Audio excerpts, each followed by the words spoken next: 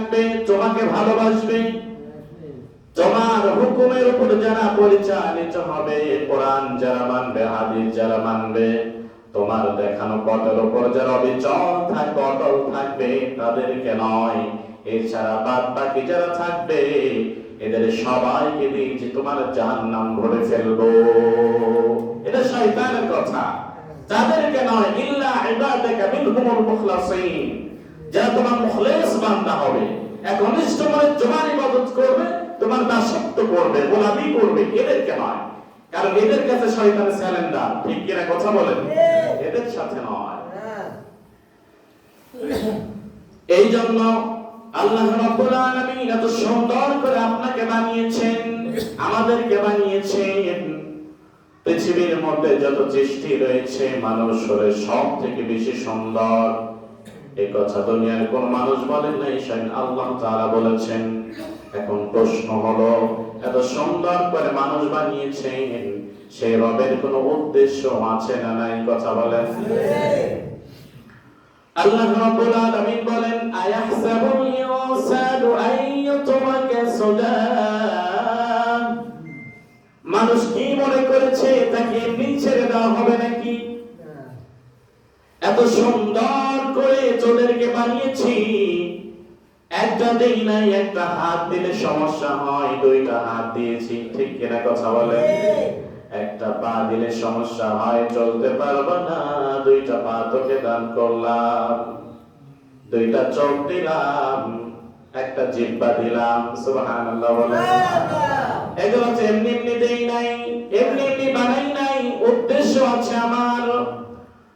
রব বলেন, আফাহাসিবতুম আন্নামা খালাকনাকুম আবাসাও ওয়া আন্নাকুম ইলাইনা লা তুরজাউন। সুবহানাল্লাহ বলেন।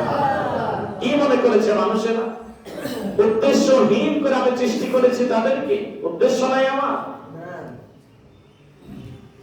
আয়াহসাবুল ইনসানু আইয়ুতরাকা সুদা, মানুষেরা যেন এটা চিন্তা না করে এমনি তাকে ছেড়ে দেওয়া হবে। আবার বলছেন যে তারা কি মনে করে নিয়েছে, তাদেরকে আমি কোনো উদ্দেশ্য ছাড়াই সৃষ্টি করলাম। এটা যদি তারা চিন্তা করে, তারা ভুল চিন্তা করে। এমন একদিন আসবে, তার মানে সবাইকে তার কাছে ফিরে যেতে হবে, ঠিক কিনা কথা বলেন? কোনো টাল বাহানা চলবে না, কোনো বাহানা চলবে না। এমন একটা সময় আসবে, আল্লাহ রাব্বুল আলামিন সবাইকে আবার একত্র করবেন, ঠিক কিনা কথা বলেন? সবাইকে এক জায়গায় দাঁড় করাবেন। ওই যে এমনি এমনি সৃষ্টি করে নাই, উদ্দেশ্যহীন করে সৃষ্টি করে নাই। রব বলেন, কুল্লু নাফসিন যায়িকাতুল মাউত, মউতের মাধ্যমে এটা হবে। ওয়া নাবলুকুম বিশ-শাররি ওয়াল খায়রি ফিতনাহ, আমি তোদেরকে ভালো অবস্থায় রেখে পরীক্ষা করি, খারাপ অবস্থা দিয়েও পরীক্ষা করি।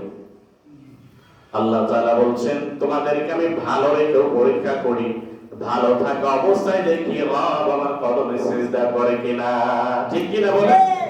কষ্ট দিয়েও পরীক্ষা করি, যে কষ্টের মধ্যেও দেখি বান্দা আমার কথা স্মরণ করে কিনা, আমাকে ভুলে যায় কিনা। ওয়া ইলাইনা তুরজাউন, শেষ পর্যন্ত আমার দিকে তোমাদেরকে আসতে হবে। আমার যেহেতু রবের দিকে আমাদেরকে যেতে হবে, রব এমনি এমনি বানাই নাই, এমনি এমনি সৃষ্টি করে নাই, এত সুন্দর করে আমাদেরকে তৈরি করেছেন, এমনি এমনি করে নাই। এবার রবকে যদি আমরা বলি, রব কেন আমাদেরকে সৃষ্টি করলা, কারণ কি? এবার রব জবাব দিয়ে বলবেন, ওয়া মা খালাকাতুল জিন্না ওয়াল ইনসা ইল্লা লিয়াবুদুন, তোদেরকে সৃষ্টি করলাম আমার ইবাদত করবার জন্য, দাসত্ব করবার জন্য, গোলামি করবার জন্য। এই ইবাদত আর দাসত্ব কেমনে করবা, কিভাবে করবা, কোন পদ্ধতিতে করবা, সেটা রব বললেন, ওয়া মা উমিরু ইল্লা লিয়াবুদুল্লাহ